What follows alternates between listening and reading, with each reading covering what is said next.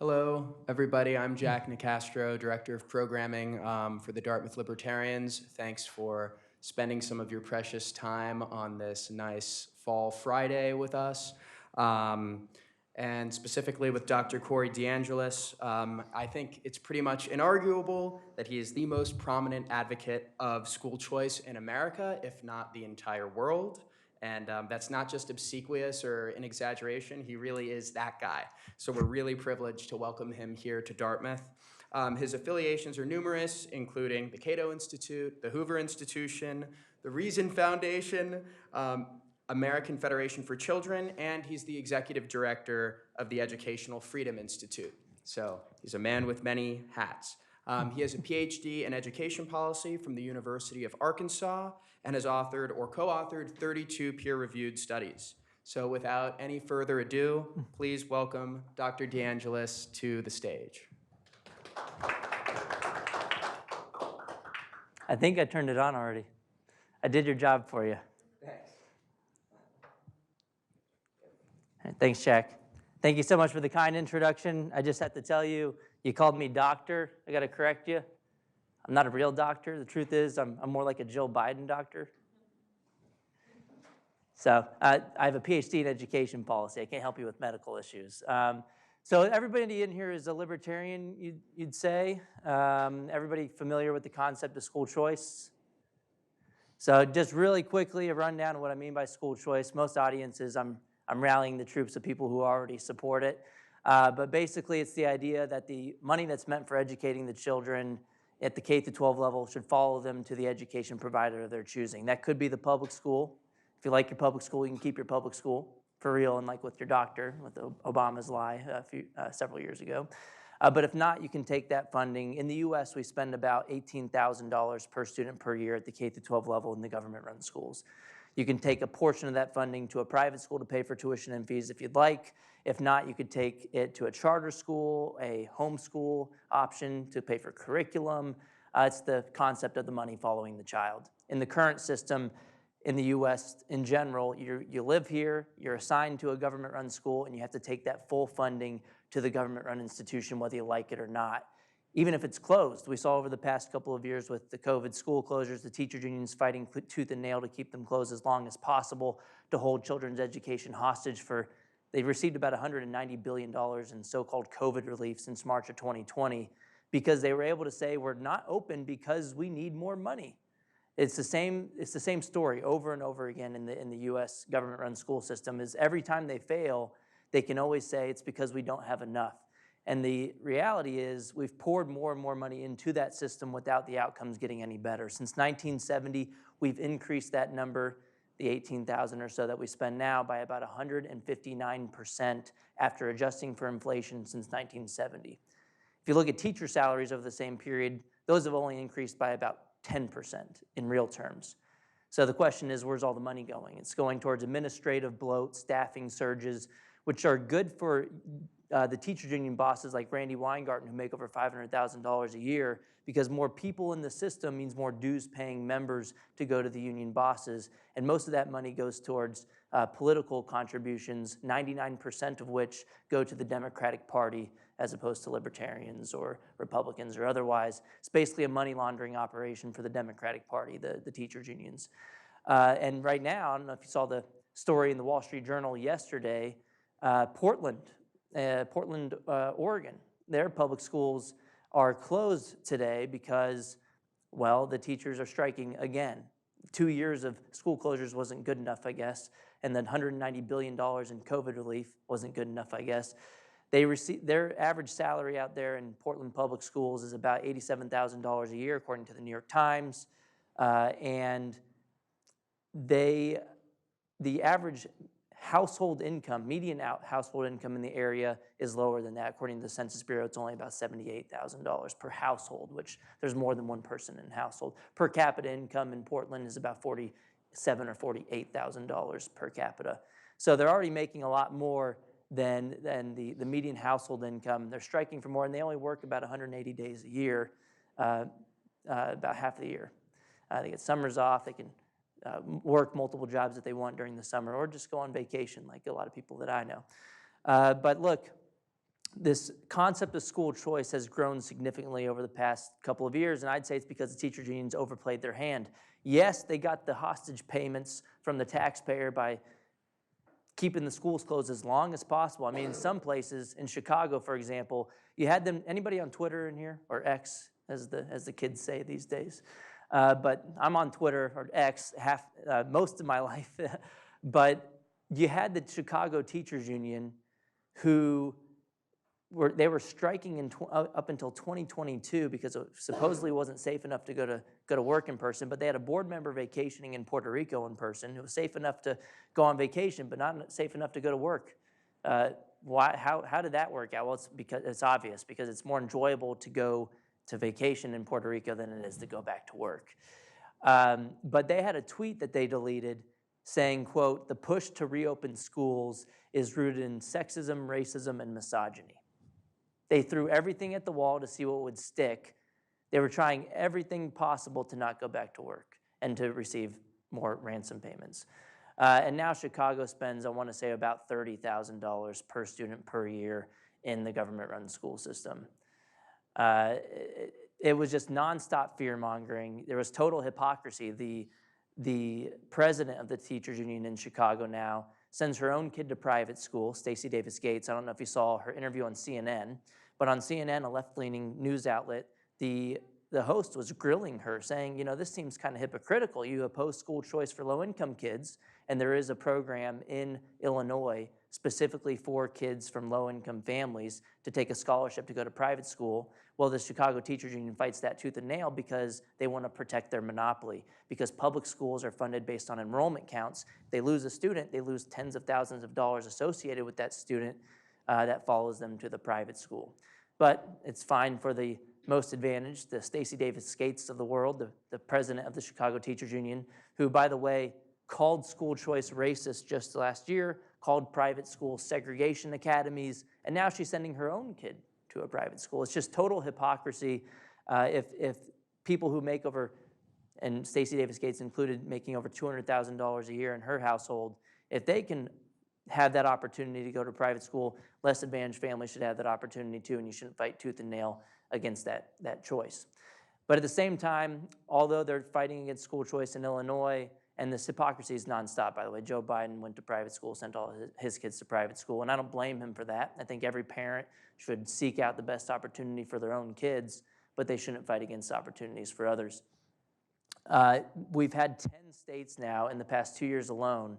They've all been states controlled by Republicans, with GOP trifectas, except for North Carolina, has a Democrat governor, Roy Cooper, sent his own kid to private school, but he declared a state of emergency over school choice this year. Talk about abuse of emergency powers.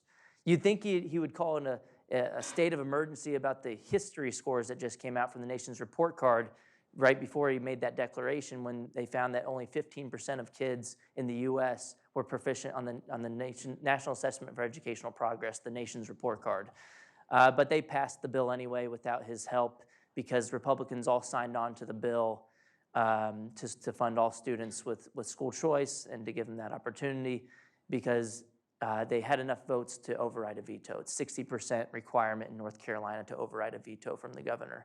And they had just enough votes in both chambers because they all signed on to the bill. But other states include Arizona, West Virginia, North Carolina, as I said, Iowa, Oklahoma, Ohio, and others, 10 of them total now, allowing all families, regardless of income, to take their kids' allocated state-funded education dollars to the public or private school of their choice. So it's been a lot of momentum in the past couple of years, and I think it's partially because of the school closures, where families saw the school system didn't care about them all that much. They were trying to seek out micro schools, or I don't know if you heard of pandemic pods over the past couple of years. 5 to 10 children basically got together in households where you either had a private tutor or the parents would figure out how to educate their children in homeschool-like settings, but they still had to pay their tax funding towards the closed public schools. And you see the same thing playing out in Portland today, where with public sector unions, they're basically striking against the public. In the private sector, let's say everybody at Walmart wanted to not show up because they weren't happy with their working conditions or their salary. Well, I don't have a problem with that. I don't have a problem with private sector unions, because the employer would feel the pain in that circumstance, and then the employer would have a decision, either fire them and get someone else to work for that wage and benefits, or they would have to treat them better and have to listen to whatever they demanded. But in the public school system and other public sector employment, if they strike, the customers feel the pain, not the employer. The families were scrambling. It wasn't the districts. They didn't care. They still received the funding, even though the school was closed and the workers didn't want to show up. You're seeing the same. And so it's a never-ending cycle. It's never going to stop unless you change the power dynamics. And one way to do that is, instead of giving the funding to the closed schools, give the funding to the parents and let them choose. If they still want to donate that funding to the closed schools, they can still do that, but if not, they should be able to take it to a private school, charter school, or a homeschool option. Imagine if we had universal school choice for every family during the pandemic period. A lot more of the schools would have probably been open in person.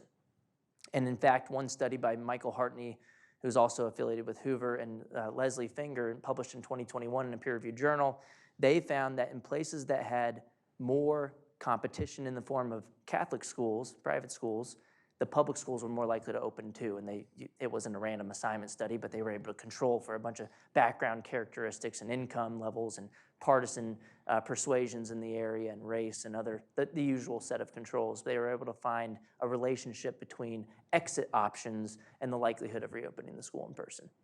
So that's not the only study that we found of school choice or related mechanisms improving public schools, or at least making them respond to pressure. We've had 29 studies nationwide on the subject. 26 of the 29 studies find that private school choice mechanisms lead to higher outcomes in the public schools.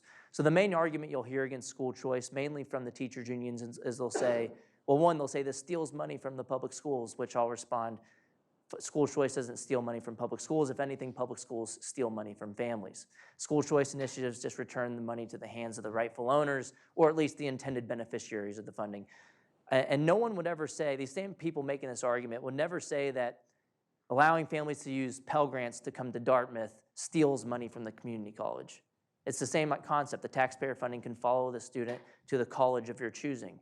GI Bill for veterans, you can choose the college you want. You don't have to go to an assigned government institution for higher education. With Head Start, like a pre-K program, we have federal pre-K programs, we have state level pre-K programs. We do it the same way. We don't say, you live here, you got to take that money to this pre-K. That wouldn't make any sense, but that's how we do it with K through 12. And the same people who argue against the funding following the child for K through 12, they support Pell Grants for college. They support the funding following the student for pre-K. You can choose any private pre-K provider you want. You could even choose religious pre-K providers if you want. And no one says a word about those programs. They're overwhelmingly supported, which raises the question, why would you support funding students for higher ed and pre-K, but only when it comes to those in-between years of K through 12? Why is it all of a sudden a problem? Well, the difference is one of power dynamics. Choice is the norm for higher education and pre-K for the most part, but choice threatens an entrenched special interest only when it comes to K through 12 education, the teachers and superintendents unions. So of course, monopolies like to be monopolies. They're going to fight to continue to remain that way. You can't really blame them, but that's how it works in that system. We do the same thing with groceries, with food stamps and SNAP benefits, taxpayer dollars that follow the decision of the family. You don't have to go to a assigned government-run grocery store. That'd be absolutely ridiculous to get government cheese. Just imagine if we did that. We let families choose Walmart if they want. You can take the funding to Safeway or Trader Joe's or whatever the grocery store best meets your needs. And it's definitely not a residentially assigned grocery store. We do the same thing with Medicaid for health care. And I'm not making an argument for food stamps or Medicaid or any of these other programs. I'm just saying, if we're going to spend the taxpayer dollars, instead of telling people that you have to spend that money in an assigned location, it should go to people as opposed to buildings. We should fund students, not systems. The people should be able to at least choose where to take the taxpayer funding. And so we do that with everything else. No one really has a problem with it unless you're a hardcore libertarian and want to get rid of the other programs. But I'm not making a case for or against certain types of programs. I'm just saying, if we are to fund a certain service, you shouldn't be forced to take it to a government-run provider where you have no other choice. And with school choice, you also save taxpayer money because, as I said earlier, the funding in the government-run schools It comes from three sources: the state level, local level, and federal level. We should have no federal Department of Education, by the way. We spend about 8% of the total funding comes from the federal Department of Education. The word education isn't in the US Constitution. It shouldn't exist. It was a payoff to the teachers' unions in 1981, I want to say. And it hasn't really led to better outcomes. But the state and local, anyway, the larger point is when we pass school choice bills, it's typically in state legislatures. It's not federal funding following the student. It's not local funding. It's the state funding, which is about half of the total funding. So let's say that's about $8,000 or $9,000 per student. You're saving taxpayer money because you're now spending $9,000 per student if they voluntarily choose to leave their $18,000 per student government school. So that's how it typically works, and we've had a lot of momentum. It's the union's own fault. We really should thank them if you're on the side of school choice, but I really want to open it up to questions because I don't know where you guys are at with lingering questions about the concept. I don't want to go too much further without making sure you guys are speaking my language with what exactly I'm talking about or any concerns you might have about the legislation that's moving through states right now. And before, I want to say we're in the Northeast and we're right by Vermont. Vermont had one of the oldest school choice programs in the country. So does Maine. Maine and Vermont passed school voucher programs in the late 1800s. They were called town tuitioning programs. And so what they found out a long time ago in the 1800s was in some places, because they were so rural, they didn't even have a public school in some districts.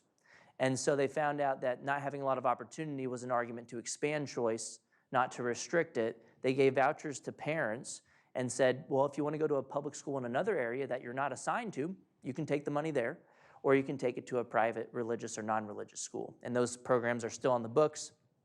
And I think I like to bring up this example because one of the things that we're hearing in the states that are passing school choice right now, they happen to be red states, partially because families got to see what was happening on Zoom school or remote learning, where the schools weren't focusing on the basics, they were focusing on indoctrination in some cases, and parents weren't happy with critical race theory. I don't have a take on what the curriculum should be, but some parents were upset about critical race theory and gender ideology in the classroom, and they wanted to choose to send their kid to another institution that focused on the basics more. And so I think that's also why we've seen so much momentum, is that the argument for school choice has changed a little bit. For a long time, it was based on, well, some kids are in objectively failing public schools based on test scores.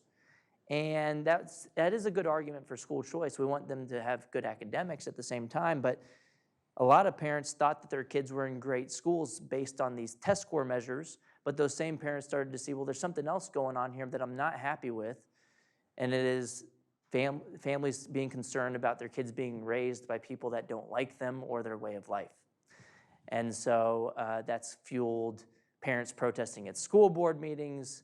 I don't know if you remember, the National School Board Association actually called for some parents who were protesting at these meetings to be labeled as domestic terrorists. That kind of went around the news like wildfire.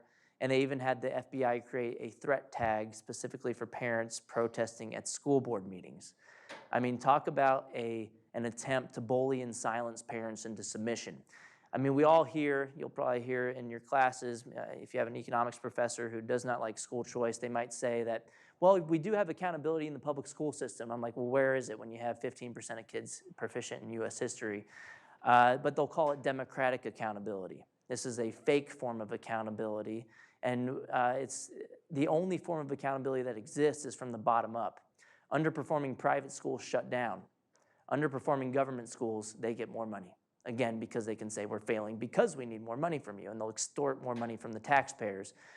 But with this letter from the NSBA to the Biden, after colluding with the Biden administration to the Department of Justice, it just goes to show you this whole idea of democratic accountability is a fairy tale. When you go up and try to push back at the school board meetings, well, they don't like that very much. They're used to people just kind of letting them do whatever they wanted. And when parents tried to hold them accountable, well, they started fear-mongering and calling them terrorists, basically. And so, look, that was an attempt to bully and silence them into submission. It only backfired, and parents fought back harder. And they also went to the ballot box. They didn't just go to the school board meetings. And the school choice has become more of a political winner, too. I don't know if anybody was watching the Virginia elections in 2021, the governor's race. We now have a Republican governor, Glenn Youngkin, who ran on education freedom and parental rights and education against Terry McAuliffe, who was the former governor of Virginia, basically an incumbent. And the problem for him, he was up in the polls in a state that apparently went 10 points to Biden the year before in 2020. He was up in the polls by a lot until the final debate when Terry McAuliffe said, I don't think parents should be telling schools what they should teach. Didn't work out all that well for him. And he ended up losing to Glenn Youngkin on the issue of education with education voters by 6 points, and that was the #2 issue in that election. And education is typically number 10 or so on the list of priorities in the minds of voters. It's typically jobs and the economy is what drives people to vote a certain way. So that's the reason I brought that whole tangent up is because we've mostly been winning in red states. I said 10 states went universal the past 2 years.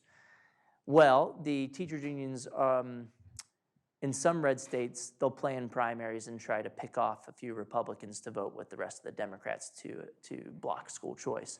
And the way that they've done it in Texas, where I live, and my beautiful wife lives as well. Thank you for coming, by the way, Miranda. She's been all over the world with me recently because it's nonstop. We just closed on a house, and we can't even move into the house until next week, until we get back home.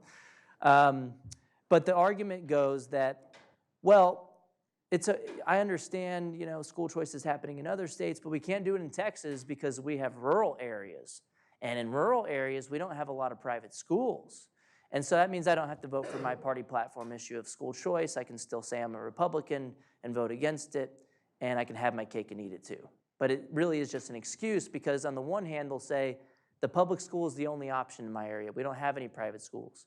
But in the next breath, with a straight face, they'll try to tell voters, this would decimate our rural, fantastic public schools. Wait, hold on. Which one is it? If your schools are fantastic, it won't decimate them. They'll be fine. They shouldn't fear a little bit of competition. But then, too, more importantly, anybody seen that meme? It's the 2-button meme where the guy's like sweating. He doesn't know which one to press. Well, it's to demonstrate logical inconsistency with 2 statements, right? So you can't say these 2 things at the same time. If it's true that the public school is the only option, well, why would giving families an option decimate your public schools? They're funded based on enrollment counts. If you keep all your students, you're not going to lose any money at all. You should be the last person arguing that school choice is going to defund your public schools if you don't have exit options. You should be the person that's least likely to vote against school choice if you're in a rural area and if that's your #1 concern. So that's one of the things we've been hearing lately. But I also like to bring up the Maine and Vermont stories because they found out over 100 years ago, if you don't have choices, if you're in a rural area, well, that's a good argument to give people choices, not to restrict the opportunities. And so if only Texas and other states could learn from Maine and Vermont what they found out over 100 years ago. And New Hampshire also passed sweeping legislation a year or 2 ago, I think 2021, that started their education freedom account program. And it's not universal, so I don't include that in my list of 10 states that went all in, allowing all families to have school choice. But New Hampshire has a pretty significant school choice program called Education Freedom Accounts, and it's income targeted, though. You have to be below a certain income. I think it includes the majority of families are eligible. The fight in the legislature now is to try to expand that to every family in New Hampshire. The argument goes from the left typically that, well, we don't want to be subsidizing families who are already paying for private school out of pocket, the more advantaged families. And my response is, well, they shouldn't have to pay twice. They're paying taxes. If anything, they're paying more in taxes than everybody else. They should at least get the average amount back. And the other response is we don't income target or restrict access to government schools based on income. We shouldn't restrict access to school choice based on income either. It should be open to everybody. Especially if, again, if you're from a higher income, you might be paying more in taxes than the average per student spending. And so it's only fair to have everybody be able to access the program. And so that's the push in New Hampshire. The governor was super supportive of it, Sununu. And I don't know if any Democrats voted in favor of it, but It was mostly Republican-driven legislation. And New Hampshire also had a program, from what I can tell, that started in the late 1800s, a town tuitioning program too, but I think it was on pause for a while, then it came back in like 2015 or something. That's your homework assignment. Go study the oldest voucher program in New Hampshire. I think they had one a long time ago as well, but the strongest examples are Maine and Vermont that did this in the late 1800s. But it is a good example of why the rural argument is bogus, especially if you poll voters in Iowa, for example. They did this. They broke it out by whether you're from a rural area or an urban area. The voters in rural areas were more supportive of school vouchers than those in other areas. So if anything, if you're listening to your voters, if you're from a rural area, you should be more likely to vote for school choice than against it. So let's open it up to questions. I know I said like 10 minutes ago I was going to do that, but yeah, I think we have plenty of time left. Yes. My name is Jonah. I'm a first year. First of all, thank you so much. I really enjoyed hearing your take on all these things. I learned a little bit about the background to the school choice and school voucher programs, but hearing more about it has been really helpful and informative. So I really appreciate it. Something I'm curious about, I wrote down tons of questions. The first thing I'm curious about though is you're presenting a lot of policy suggestions and critiques from a libertarian or conservative standpoint, which happens to be a general ideological alignment of the movement that you're advocating for, like at the moment in the U.S. I'm curious if you have, first of all, if you've seen any evidence specifically about results of school choice programs that cast doubt onto maybe previous beliefs that you had and made you adjust your beliefs or ideology in one particular direction, perhaps added like a caveat on what you think should be the ideal applications of school choice programs.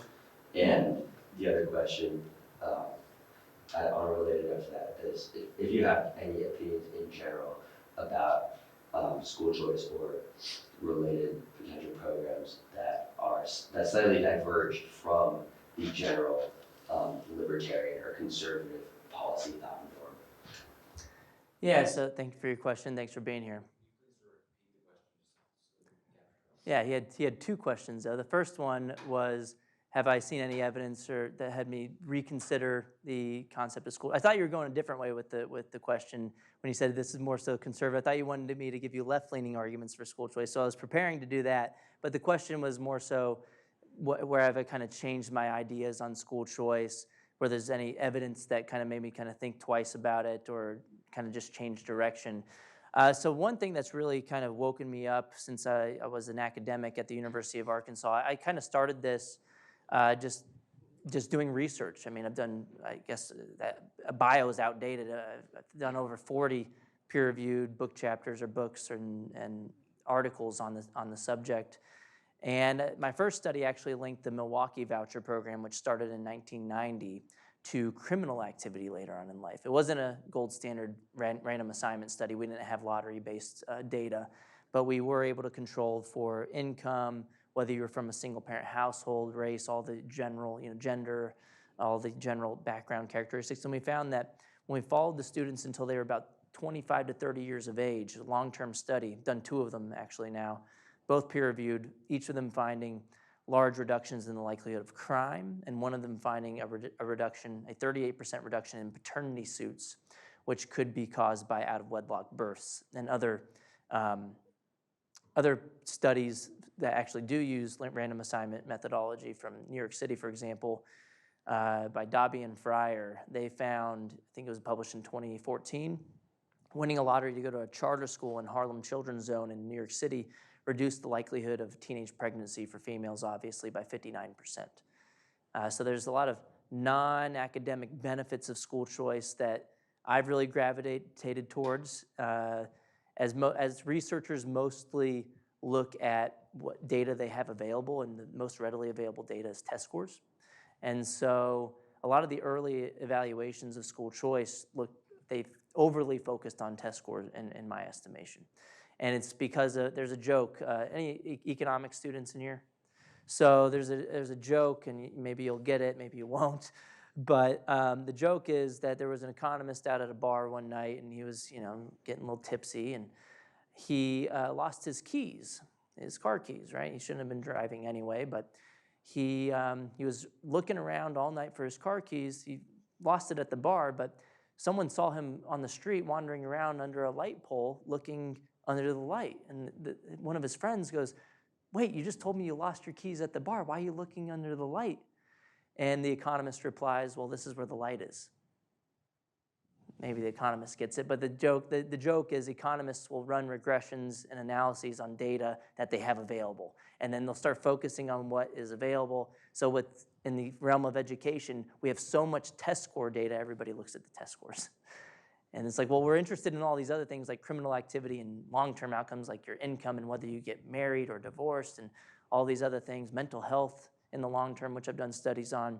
But I say all of this to my kind of wake-up moment was I thought that the evidence mattered to policymakers. I thought that the facts mattered. I thought that just logic mattered. I mean, there's many logical arguments for school choice, and we've been hitting legislators over the head with them for decades. There aren't any good arguments against school choice, primarily the ones that are coming from the left are not any good, especially when you point out the hypocrisy. It's like you sent your own kid to private school. How could you vote against this when you say you're for low-income families having the same kind of opportunities? And how could you say you're against public money going to private schools? That's one of their main talking points. We have to have public money for public schools. First of all, there's no such thing as public money. They're taxpayer dollars until they're private dollars until they're stolen from you by the government. And then two, you support so-called public dollars going to private everything else. You support it going to private. I haven't paced enough for this to work, I guess. I mean, they also didn't tell me what was gonna, okay. Yeah, no, this is going to come for a few days. All right, okay, cool. I think this happened a long time ago too. But you support public going to private anything else, and that's fine. So it hasn't been about logic. It's been more about political pressure. And before the COVID era, we were making progress on school choice before the teachers unions overplayed their hand and awakened a sleeping giant, parents who are concerned about their kids' education. We weren't making huge, significant progress in the form of everybody being eligible. It was more incremental reform. Let's have maybe for special needs kids, maybe for students from low-income families. In D.C., for example, they actually have a voucher program in D.C. It was passed by Congress, so when the Republicans were in charge, they were able to pass a federal school choice program in D.C. It's a federal district, and low-income families love that program. The average household income out there using the program is about $30,000 for the entire household in D.C., a high cost of living area. I think it's the highest cost of living state. It's not a state, but if you count 50 states plus D.C., the highest cost of living is D.C. And 95% of the kids using the program are Black or Hispanic. Yet you have Joe Biden and his administration attacking school vouchers in D.C. They had in their budget zeroing out the program. Yet low-income families using that program, they only have enough funding in the budget for it for about a couple thousand students, and they all use it each year. And each year there's about a wait list of, I want to say, 1,000 students wanting that opportunity. So the demand's there, the revealed preferences are there, and that's with it being targeted to very low-income families. And they only give the students about a third of what they spend in the government schools in D.C. The voucher is about $10,000 per student. The D.C. government schools spend over $30,000 per student per year. And so they're saving taxpayer money. These are low-income families with $30K household income. They're still able to shop around and find options that work better than the overpriced government schools. And there's also a scholarship program in D.C. that the Biden administration and Democrats support that gives scholarships to families from higher income levels and low income as well, but it's a much broader portion of the population, and they get to take the funding to the public or private college that they want. And the Biden administration supports that. So why would they support that, but then fight against the lower income vouchers for students in D.C.? Well, it's obvious. It's because the power dynamics are different. Again, teachers unions get upset about that with K through 12. They don't care about it with higher ed because in higher ed, we don't have this weird situation status quo where everybody's assigned to one place and you have to go there and you're compelled to send your kids there through compulsory education laws. But in K through 12, we have this special circumstance where you have a special interest that fights tooth and nail against any change to that status quo. So that's the reason for the difference. But what I've found out is that power dynamics matter more than logic. You want to have logic on your side. You want to make people look bad and try to listen to the logic of your arguments and point out their hypocrisy. But it ultimately comes down to what the voters want.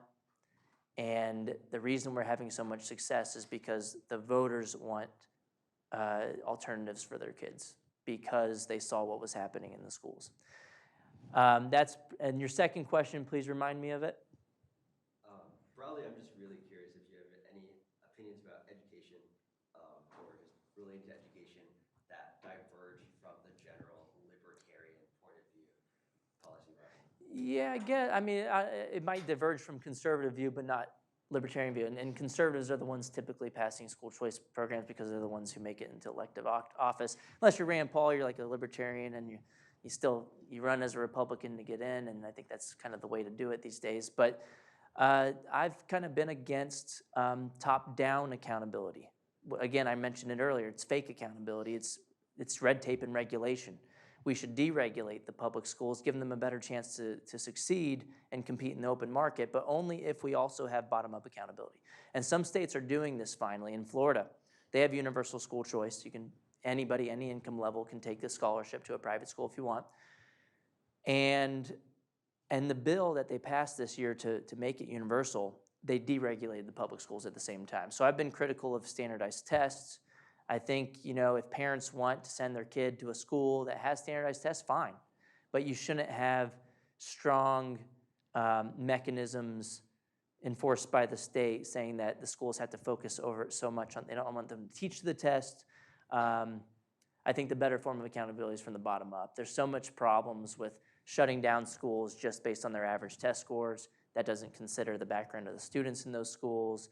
And it doesn't consider the fact that school quality is multidimensional. Parents care about test scores and other things, but they also care about safety. They want their kid to be in a place that they feel safe, they're not being bullied. There's so many other factors that go into the decision making process of the parents. So I'd say deregulate, but also allow for choice and competition at the same time.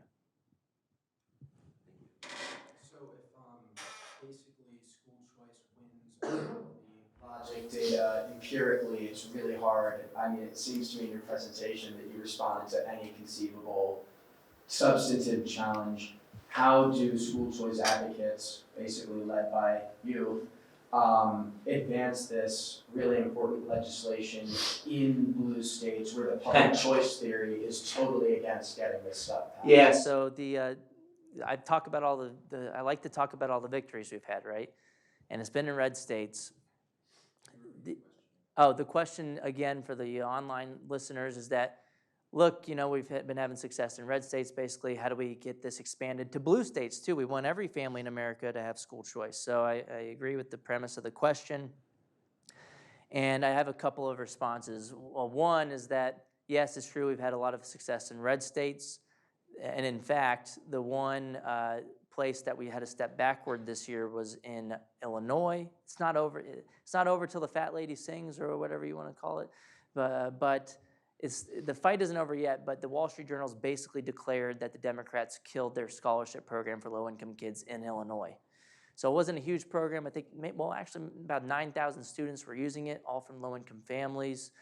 And the program had a sunset provision in the legislation, meaning that if you didn't go back to the legislature to expand it, it'll just die after a certain period. And we haven't seen any significant move on legislation to save it.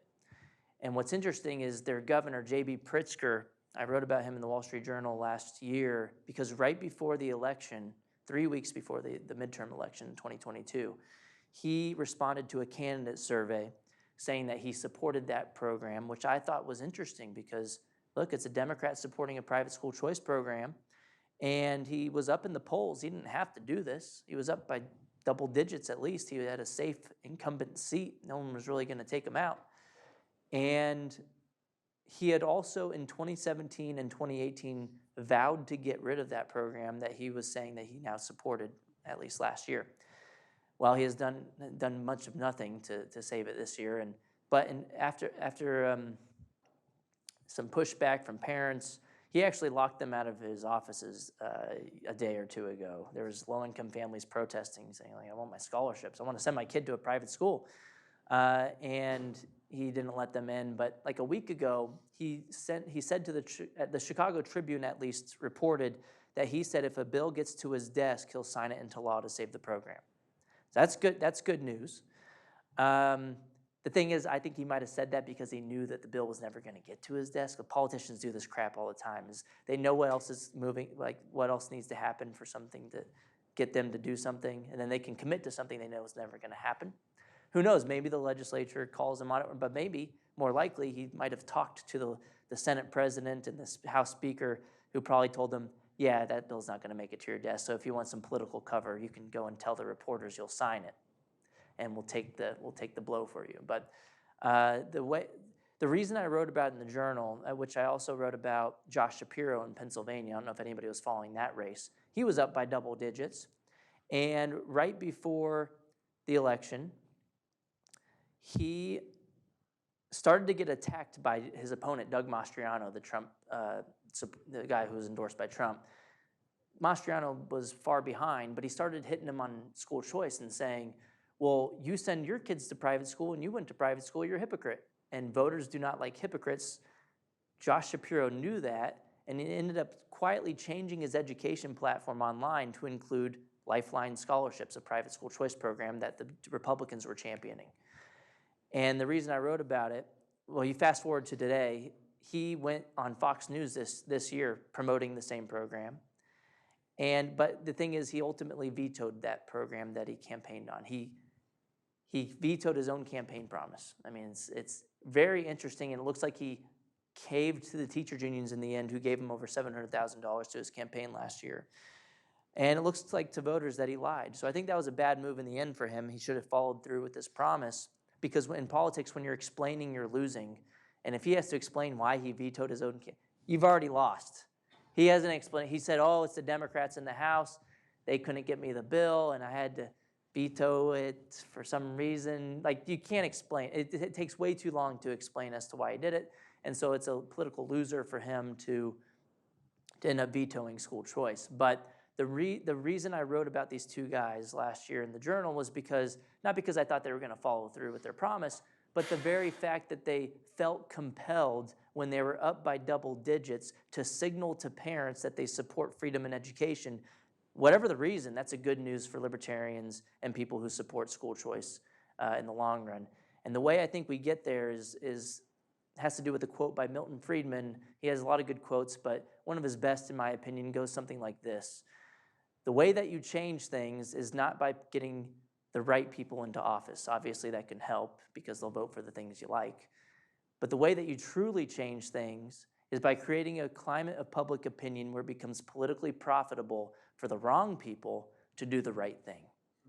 And so I think we're getting towards that moment where school choice and parental rights in education is becoming a political winner. I mentioned Glenn Youngkin earlier.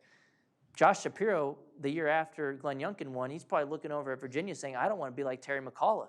I don't want to be up in the polls by double digits and lose and have an upset on the issue of education. And Doug Mastriano was trying to tap into that by calling him a hypocrite on school choice. He took that argument away from Mastriano by just saying, okay, I support it. So I think the way we get towards bipartisanship or nonpartisanship on school choice in the long run is through, unfortunately, or I guess whatever way gets us there, is through hyper-partisanship in the short run. The more that the Republicans lean into parental rights as a political winner, the more it becomes political suicide for Democrats to oppose it.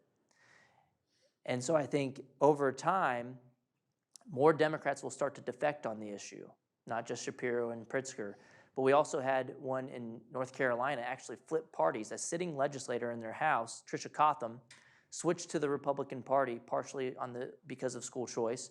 In Georgia, Democrat Misha Maynor, a representative out there, she flipped to the Republican Party this year as well on the issue of school choice. So I think there's a realignment happening partially because the political winds have shifted, and I think that's the way we get there. It's not going to be because for a long time we thought, yeah, if we just keep repeating the left-leaning arguments for school choice, and there are left and right-leaning arguments for school choice. You can talk about how it's an equalizer. You can talk about how there's systemic racism in the public school system. You just look at if you want to buy the left's own logic of what systemic racism looks like, well, apply that argument to the public school system. You have disparate outcomes by race. Well, then there must be systemic racism in the public school system. And we segregate kids by zip code into schools, which turn out to be highly racially and segregated in other ways as well.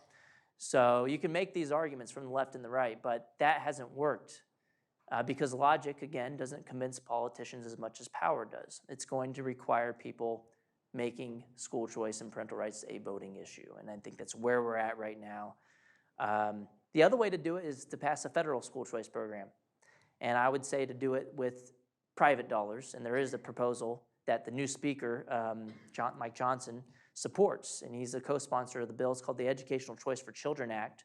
It would be a nationwide program, but each parent in each state can choose whether to participate or not, because everybody pays federal, or not everybody pays, but everybody might have to pay.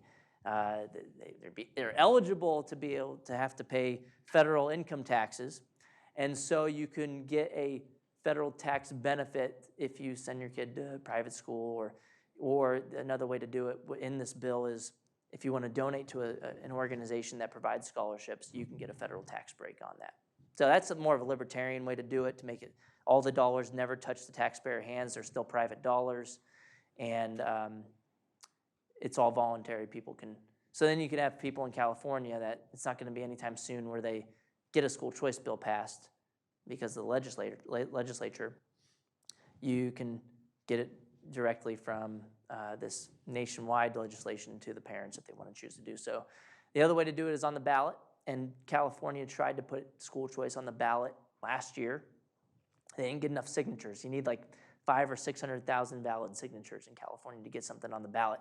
And the theory there is, well, the legislators are controlled by the teachers' unions, obviously. So you're more likely to succeed in blue states if you can put it straight to the voters to circumvent the legislators, because the voters aren't controlled by the teachers' unions the same way the legislators are. But there may be still an uphill battle because in blue states, you're going to have strong union presence buying tons of radio ads. If it does make it onto the ballot, radio ads, TV, they'll spend a ton of money to try to make school choice sound like a bad thing. And so when it gets to the ballot, if you're not very educated about the issue, you might vote against it still. So I think the red state competition, where we have laboratories of democracy showing that it works, is only going to help, though. Yes? Are you at all worried that if private schools don't have any like government standards for education, like right now obviously they're not doing too well, but some people could be concerned that in a market with many more people attending private schools and then more private schools existing because of that there may be some that have weird programs, like a weird curriculum that is attractive to parents for one reason or another, but doesn't really meet basic standards that we want students to have. Yeah, my first response is what you, for the question in the audience, should we be concerned if private schools don't have the same standards as the public schools, especially with new market entry happening and supply meeting demand?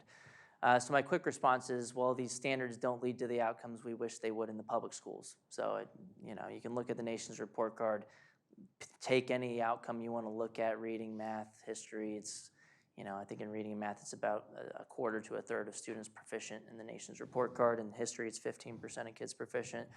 So, that's part of the issue that, why strap those same regulations onto the private schools that aren't working for the public schools? I think at the end of the day, because of that and because of the fact that school quality is multidimensional, we just have to trust the parents to make the best decisions for their own kids. Because a lot of these are values-based judgments too, right? Like, you might not want to send your kid to a school that has a religious, curriculum, but maybe another parent does. But who am I to say that you can't send your kid to a school that has a religious curriculum, right? So that might bring up the argument about so-called separation of church and state, which those words aren't in the U.S. Constitution, but they're referring to the Establishment Clause. And we have 3 Supreme Court cases, at least since 2002, in favor of school choice, saying that school choice programs are not a violation of the Establishment Clause. Giving families scholarships doesn't establish a state religion, and it's no problem for the same reason Pell Grants are fine to take to Notre Dame, a religious university. It's because the money goes to parents or students, and those individuals can choose between religious and non-religious providers. We had a Supreme Court case on this in 2020 called Espinoza v. Montana, and in 2022 called Carson v. Macon, out of Maine, actually. Both, and then one in 2002, Zelman v. Simmons-Harris, all affirming that school choice programs don't violate the Establishment Clause. But yeah, I'm not in favor of over-regulating the school choice programs. Maybe some basic stuff to just, you don't want, very loose on regulations, because it's a double-edged sword. Once you start to bring all the failures of the public school system in and that red tape to the private schools, well, now you might be turning the private schools into public schools, which is a debate that Jack actually got to see me have in New York City at the Soho Forum, hosted by Reason Foundation. I went against Stefan Kinsella. He's a smart guy. He's a lawyer. I ended up winning. We did it Oxford style with the points before and after, whatever the shift vote, whatever they do. And his main argument is basically, well, with government shekels comes government shackles. And this is kind of the libertarian argument against school choice. I'm glad this idea came up. But my quick response to that is, you're making perfect the enemy of the good. We should take the W because if we don't, we're going to be stuck with the L. And the government can already regulate private and home education today. And they have. Historically, they outlawed private education. You had to send your kid to the government school in Oregon in 1922. Thankfully, 3 years later, the Supreme Court in Pierce v. Society of Sisters overturned that bigoted law, where the court famously ruled the child is not the mere creature of the state. Thank goodness they ruled that way, but you still have onerous regulations on private education today in places like New York City. If you just look up New York City and Hasidic schools, you'll see that the authoritarians in office there are trying to clamp down on the Jewish schools. And they have a law in New York. The provision is something along the lines of you have to have substantially equivalent education to the public schools or something. And the private school providers are like, that's the reason we're creating these private schools is to have something different than the public schools. And so Stefan's argument at the Soho Forum is basically, no, we don't want to accept any government funding because that'll lead to regulation. But again, it's not a school choice issue as much as it is an authoritarian issue. And the way we fight against those authoritarians in office is by creating a coalition, banding together and fighting back against any calls for regulation. And if you look in New York, for example, they have some of the worst homeschooling laws in the country, a lot of regulation of private schools. They don't have any private school choice program. You look at states like Oklahoma, Ohio, Iowa, they have universal school choice, all families, about as far as you can go with it. And they have the best homeschooling laws in the country as far as lax regulation. If you look at the HSLDA website, Homeschool Legal Defense Association. So it is a double-edged sword, though. But my other response is it's all voluntary. No one's forcing you to take the money. If you don't want to take the money, you should be able to make that cost-benefit decision for your own family. But you also shouldn't tell other families that they must spend that money at the government provider. So, and also Randy Weingarten, the head of the teachers union, who lobbied the CDC to keep schools closed as long as possible. She was also in Ukraine a few months, like about a year ago, and she tweeted out that she was on the front lines to assess the situation. It's like, what are you doing in Ukraine? The head of the teachers union, haven't the Ukrainian children suffered enough? I mean, you already ruined the schools for our kids. But yeah, it's just totally ridiculous. She's repeated the same argument on Twitter. She said, oh, with public money, it's going to come public regulations on the private school. She's not saying that because she's a libertarian, anti-government type. She's a big government socialist, but she knows that if the argument can take hold, she might be able to block school choice in red and in blue states. So I have 12 more responses to the argument because I did a full debate on it in New York City. But if you want to watch it, if you just Google DeAngelis, Kinsella, Soho Forum debate, you'll find it, and it's like pretty long, so I hopefully you enjoy it. Unless there's someone else first, yeah. So this is more of like a pragmatic question, but I come from Massachusetts, where I think is one of the outliers in terms of the success of public education. What I've seen is that I generally do support school choice, but I've seen that like mid-sized public school districts are generally successful because they can combine sort of like economies of scale. They can have such like administration, they can collectivize buying power from like vendors. I think that's sort of empowered due to the government structure of New England, where it's much more town-based instead of county-based. So a lot smaller, but I've seen that sort of on the two extremes in really big urban school districts, then in really small rural school districts is where public education sort of falls apart, even in Massachusetts. Do you think, sort of where I'm going with this is, do you think there are sort of inherent benefits to a centralized system that is a little coercive, like economically? Do you think the school choice should ever be treated more as like a punishment for underperforming school districts and sort of allowing school districts who are doing good to continue doing good even if, because they would suffer even marginally, even if like people would need school choice sort of, or do you think sort of from an ideological perspective, that doesn't matter, the school choice should be universal always? Yeah, to repeat thank you for the question. To repeat the question real quickly, basically the idea is, are there some benefits to having a coercive centralized system, such as economies of scale? You can have bigger schools, you can lower average cost per student. Well, they haven't been lowering average cost per student. It's actually been getting higher over time, and the schools have been getting bigger. Enrollment has been going up. So I think you have to have an incentive to spend the money wisely in order to get to see those economies of scale. And then two, look, I don't think, I do see it more of a ideological or more moral standpoint that the funding doesn't belong to the buildings, it belongs to, at least it should be allocated to the students and not the institutions, and they should be able to choose. If there are tons of benefits of having big factory model schools, you should be able to still choose that. But at the end of the day, yeah, I don't think there is I'm not gonna say, oh, look at the test scores and that's a good reason to coerce people to send their money to a certain institution. So I think morality is trumps the utilitarian argument for school choice, especially because all these so-called academics at universities pump out studies that are total garbage, and they can basically say whatever they want, right? And so the peer review process is total horse crap too, because I mean, that study I talked about earlier, finding school choice reducing crime, I had a peer reviewer. We shouldn't call them peer review, they're my enemy reviewers, because they're 99% Marxist in the higher education system. They told me, and it's double-blind peer review. I don't know if you guys have started to kind of go through the peer review process yet, but maybe you've heard from some of your professors that it's double-blind, so they don't know who they're reviewing, but they do, because typically if you're submitting for peer review, you probably put your working paper out somewhere, so it's probably on the internet somewhere. They can find who's the author. And with a niche subject like school choice and finding a positive effect, they're probably gonna know who it is. Or one of my buddies, they actually said that I buy your methods, I think it's causal, but why even ask this question? Why are you asking this question? Can't ask the question. So you're saying it's a legitimate study, but you're going to reject it because I can't ask the question because you weren't going to ask the question. Why are you problematizing, they said, inner city youth and saying that school choice can save them from a life of crime? I'm not saying that. I'm just saying here's the data, here's the result. You're saying it's legit, but I can't publish it because you don't like the findings. If it was negative, they probably would have said, oh, this is a great study. You can publish it.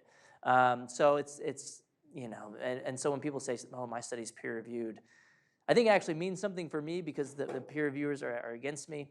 But you know, I don't know if you guys saw the whole stunt that James Lindsay pulled off with his buddies, where they went and like they were exposing the rot of the higher education peer review process by like publishing bogus studies. I think they published like a version of Mein Kampf and stuff, and it's just insane.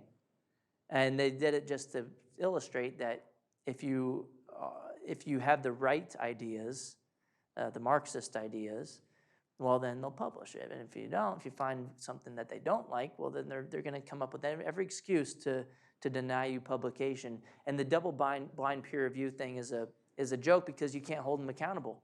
You can't say, hey, professor, you accepted this study with the same methods, but the opposite finding, but then you rejected mine with better methods with the finding you didn't like. So if we just abolish the double-blind peer review process for academia, I think that would improve academic journals. That would be the single most important thing to improve because then you can hold people accountable. You can't now. But yeah, as economies of scale, I mean, I don't argue for abolishing the public school system. Maybe some libertarians do. I'm more of a realist and incrementalist, and if we give everybody choice and everybody stays in the government schools, I'm ambivalent. I don't care. Like, it's fine that you should be able to choose that. And so, if my bigger point is, if there are economies of scale and benefits to having big schools, so be it, and they'll continue to having students go there. Yeah, it's more the mid-sized schools that I've seen really successful, because once you get to too real, too small, that's where they just don't have enough resources to do anything. But when the school district becomes too big, such as in cities or large counties in other states, that's sort of where the teachers union and the school board sort of incentivized to serve its own motivations instead of the students. But that doesn't exist as much in mid-sized districts. Yeah, and the response was that mid-sized districts may be better than even the very big ones, and so it's not even a total economies of scale point. And my response to that is, well, again, let 1,000 flowers bloom. If it is true that mid-sized schools are the best schools, then the market will respond and we'll have a lot of mid-sized schools. I don't know if that's actually true. It may be that people really like micro schools and really tiny schools. I don't know, and that can change over time, and it could be different in different states. But yeah, Massachusetts is, the fun fact, the first place that had a compulsory education law.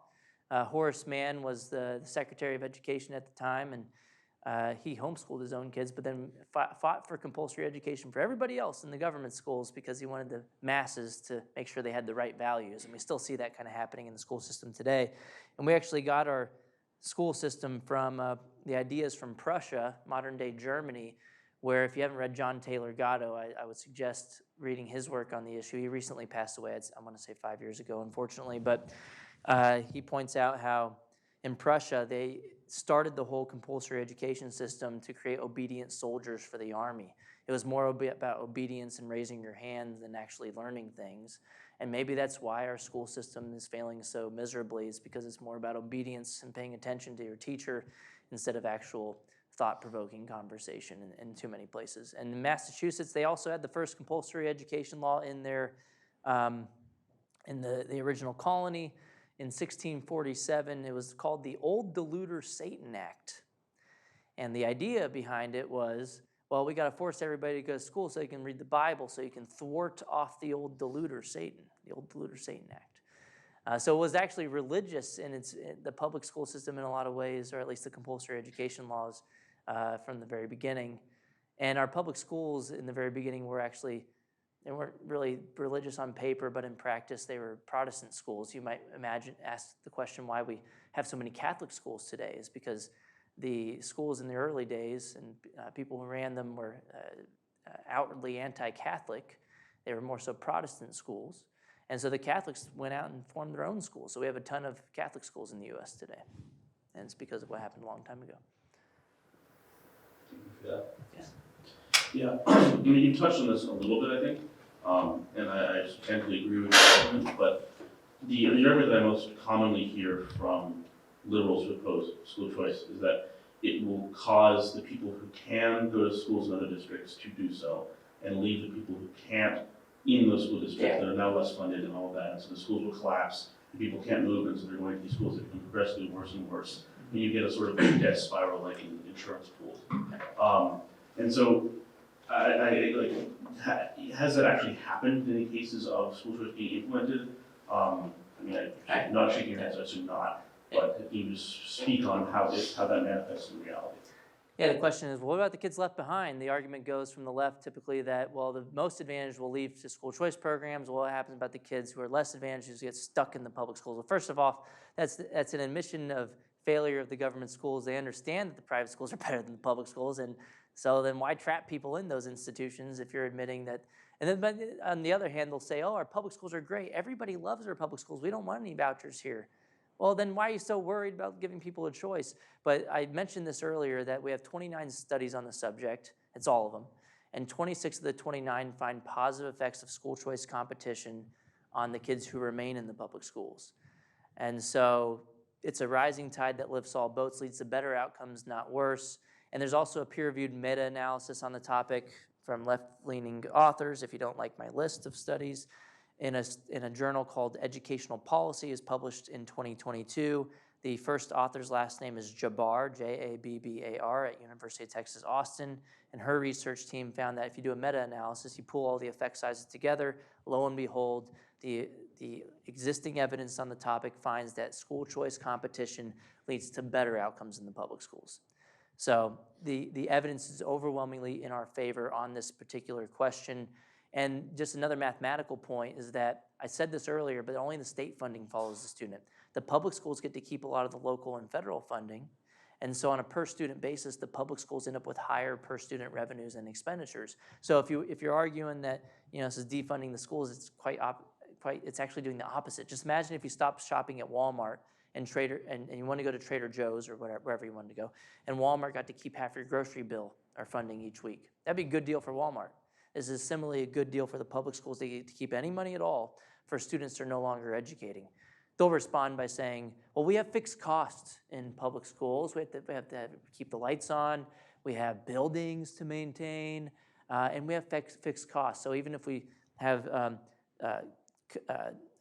some costs going down in the short term, students leave and we only lose some of the money, well, we have all these fixed costs we have to deal with. Well, my quick response, the economist in the room would be quick to say that all costs are variable in the long run. They all vary with the unit of production in the long run. If you have a large enough change in the number of students. Or the other response is, well, all private businesses have fixed costs too. Walmart has fixed costs, so they get to say, well, I know you're going to Trader Joe's, but you gotta give me half because I have to keep my building running and I have these fixed costs I have to deal with. It's a ridiculous argument. Private schools have fixed costs. They don't get to say, oh, you're switching to this other school. Well, I know you're paying them tuition now, but you still got to pay me tuition because I got to keep the lights on. It's a ridiculous argument, and the public schools, the reality is they get to keep money that in the private sector, you would never be able to make that argument as to why you should keep any of the money. So they can adjust, and they do with the existing evidence. And there's a smaller body of evidence, only 5 studies, finding that school choice competition leads to higher salaries for the public school teachers because of competition. And the argument there is that, well, if the district knows that they could lose some funding if people vote with their feet, they start to put more money into the classroom towards the teachers as opposed to administrative bloat. And if you look at federal data since 2000 nationwide, since 2000, the number of students in the system, public school system has increased by about 7 or 8%. Same with the number of teachers in the system, but the number of administrators has increased by about 90%. So when you have no incentive to spend money wisely, look, let's just pay superintendents 4 or 5 more than the president. In Texas, where we're from, we have at least half a dozen superintendents making more than Joe Biden, more than $400,000 a year. So what do? I don't know. They go to the football games and stuff, and they're kind of a figurehead, but that's about it. And so yeah, I even have there's a Michigan State professor, MSU professor Josh Cowan. He was on a kind of a debate town hall thing with me. There were 2 pro school choice people and 2 anti. He was one of the anti. And a lot of the unions hold him up as like, he's so smart and he's against school choice and he's a professor. He's just following the data, is what they say. But he went to private school himself. There's that. But then 2, I was preparing for the discussion and I watched one of his recent podcast things with one of the union groups, and it was like a 2-hour thing. I just went to the Q&A, and during the Q&A, one of the teachers in the audience said, well, I've heard from the school choice advocates that school choice could improve the public schools. What do we say to that? Like, how do we respond to that? And he said, well, it's true that there is a handful of studies showing that public schools improve. And so he basically allowed me to take away the number 1 argument from the unions at the beginning of our debate or town hall thing, because I called him on it and he wasn't going to argue with me because I have the clip. He says, the studies actually do show. And so he tries to do this kind of pretzel logic thing where he tries to make the argument that school choice hurts the kids using the program. How is giving a parent, no one makes that argument in state capitals. You don't go around and hear that, well, we got to block this because the kids using the program are going to be worse off if they get a choice. No one makes that argument. And what he does is he cherry picks a couple of studies that actually find that, but the majority of studies also find, even if you're only looking at test scores, that the students using the program benefit as well. If you start looking at things like safety, it's through the roof positive. Safety, satisfaction, the more important outcomes in my view. But when a legislator votes against school choice, they're not saying, well, if you get a choice, you're going to be hurt. They say, oh no, of course that's going to help you, but what about the kids left behind? It's this argument. And so this is the clearest strand of research, and it's in favor. And if you're going to fearmonger that there's going to be a doomsday situation for the kids left behind, the burden of proof should be on you making that argument, but they never bring evidence to the table on this question. So it's because it doesn't exist. It's a long-winded answer to a very simple question, but it is a big question that is asked all the time. And if you just look at the students using the programs, like in Florida, we looked at data a couple years ago. They had over 100,000 students using their scholarship program. The average household income there was also about $30,000, $40,000 per household. And the average student was, there was a higher proportion of students in that program that were non-white than the average population in the area. So look at the data and just look at basic logic of competition, and that's where it gets you. So, and then we also have studies on what happens to racial integration. And I mentioned earlier that the public schools are also racially segregated because they're assigned by zip code.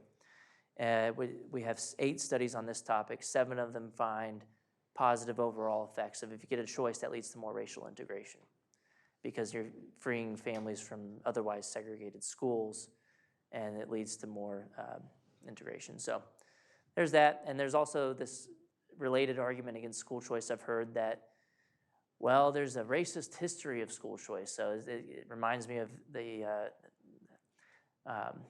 basically this I don't know what the meme looks like, but everything I don't like is racist is basically the argument, and it shows you have a losing argument. But there's this strand of logic where people start to go back in history and they'll say, well, in the 1950s, people used vouchers to avoid mandatory integration of schools.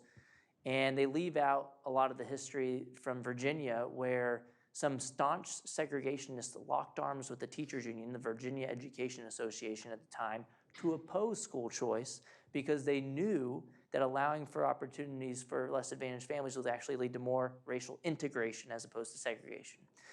And then at the end of the day, even if they got the history right, or even if we bought their argument that the history was on their side, it's a genetic fallacy. It's just because something was bad a long time ago doesn't mean it's bad currently today, and people have the same motivations today.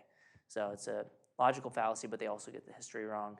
And with school choice going back to the 1800s, the ideas were there. John Stuart Mill wrote about it in Law on Liberty in Chapter 3. These ideas were there much far before the 1950s. So I don't know if I've went over. I think we've went over, but I can stay here as long as you guys want, or if you want to talk. It's 6:16. I don't know how long you guys usually do these things, but.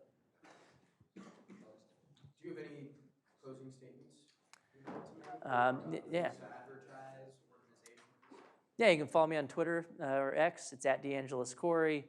But yeah, thank you guys so much for coming out. Thanks, Jack, for inviting me. Thanks, president of the organization, for having me out as well. And hopefully we can share this online later. But if you have any questions, you can feel free to email me. It's corey.deangelis@gmail.com. That's my personal email. Cut that out of the tape.